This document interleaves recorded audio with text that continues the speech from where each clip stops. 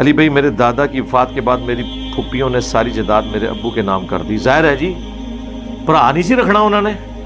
ہاں وہ کہندی یا جداد رکھ لیے یا بھرا رکھ لیے. اور عورتیں ہمیشہ انسیکیور رہتی ہیں, انہیں پتہ ہے کہ ہمارے خاوند نے جب ہمیں ٹھڈا مارا نا تو ہم اپنے میکے جائیں گی, اور میکے میں اگر ماں باپ نہیں ہوئے تو کہاں جائیں گی؟ اپنے بھائیوں کے پاس. اور بھائی بھی اتنے بڑے فرعون ہیں کہ اگر وہ اپنا حصہ جائز بھی مانگے نا تو وہ مرنا جینا ختم کر لیتے ہیں اپنی بہنوں کے ساتھ. تو اس ڈر کی وجہ سے انسیکیور فیل کرتی ہیں عورتیں. میں نے ابو کے نام کر دی کہ ہمیں جائیداد سے حصہ نہیں چاہیے, لیکن اب وہ 10 سال بعد ساری پھوپھیاں حصہ مانگ رہی ہیں, تو کیا کریں؟ ہاں سلام ایسی پھوپھیوں کو جی, خطرے ناک ہو گئی ہیں آپ کے لیے اور اب آپ کی کام پہ ٹانگ رہی ہیں.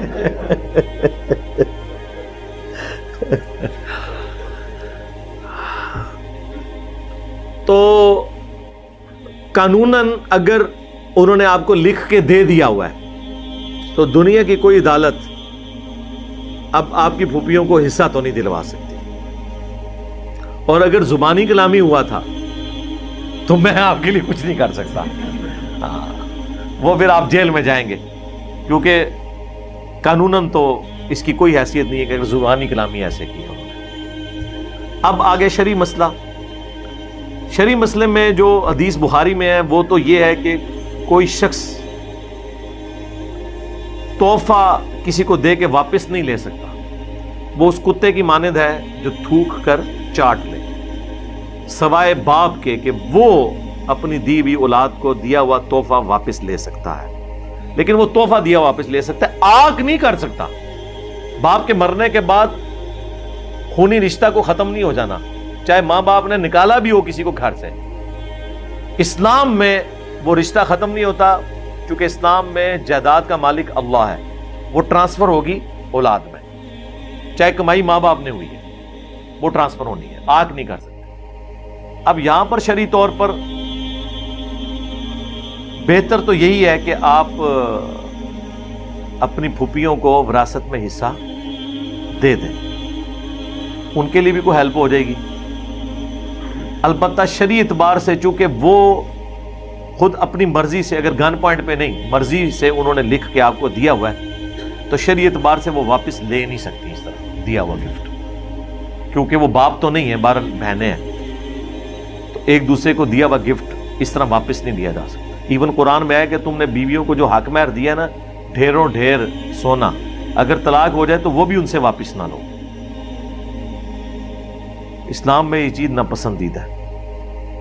الا یہ کہ اگر کوئی عورت خود اپنی مرضی سے خلا لینا چاہے تو وہ قرآن میں ہے کہ پھر کنسنسس کے ساتھ وہ حق مہر طے کر لے کہ ہاں اتنا حق مہر میں تمہیں واپس کرتی ہوں, اتنا میں رکھ لیتی ہوں, اس کے عوض تم مجھے آزاد کر دو, یہ تنسیخ نکاح ہو جائے, وہ ایک الگ معاملہ. اب شرعی اعتبار سے تو اگر انہوں نے اپنی مرضی سے لکھا تھا, اور اگر انہوں نے ایسے لکھا تھا کہ اس وقت آپ کے ابو خطرے ناک ہوئے تھے اور بہنوں نے کہا کہ ٹھیک ہے یار جان چھڑاؤ, یہ لڑے گا ہمارے ساتھ, اسی کو لکھ دیں, یا بہنوں کے پاس صرف کاغذ ہی آیا, ان بیچاریوں نے اس وقت اسی طریقے سے ہی کر دیا, پھر تو آپ کو دینا چاہیے. میں نے ہر آپشن اس حوالے سے کلیئر کر دیا. شرعی اعتبار سے تو قرآن کا یہ حکم ہے کہ آپ نے وراثت میں عورت کو حصہ دینا ہے, اور اس میں یہ کیا کریں کہ حصہ دینے کے بعد معاف کروایا کریں, پہلے نہیں. میں دیکھتا ہوں نا کوئی اپنی بہن کو 10 لاکھ روپیہ کیش لا کے دے, اس بہن کے بچے اس کا خاوند اجازت نہیں دے گا, تو پلیے لوگ عقل تیری کام کر دی ہے بھائی. اگر اس کو 10 لاکھ مل رہا ہے تو 20 لاکھ تو اس کے بھائی کو بھی ملا ہوا ہوگا نا, تو کوئی نہیں دینے دیتا. تو یہ حرکت نہیں کرنی چاہیے, پہلے ہی آپ کے ابو نے غلط کام کیا تھا, نہیں کرنا چاہیے. علی بھائی ایک شہید 70 لوگوں کو جنت میں لے کے جائے گا, اس حدیث کی حقیقت بتا دیں. یہ ضعیف روایت ہے, اللہ کرے جی لوگ خود بھی جنت میں چلے جائیں, یہ بہت بڑی بات ہے. باقی شہید, انبیاء, صالحین, یہ بخاری مسلم میں حدیث ہے کہ جب انبیاء سفارش کریں گے اس کے بعد اللہ تعالیٰ فرشتوں کو, نیک لوگوں کو, شہداء کو بھی اجازت دے گا کہ وہ بھی سفارش کریں, لیکن اللہ کے اذن کے ساتھ. تو جنرل یہ بات درست ہے, صرف شہید نہیں، صحیح العقیدہ علماء، محدثین، علماء جو ربانی علماء ہیں، جو یعنی علم کے مطابق عمل کرنے والے ہیں، لوگوں کے پیٹ چیرنے والے اور غلط عقائد شرکیہ مبنی سکھانے والے نہیں ہیں، یہ بھی شفاعت کریں گے۔ وہ تو ہے بخاری مسلم میں، میرا عقیدہ شفاعت والا کلپ دیکھ لیں۔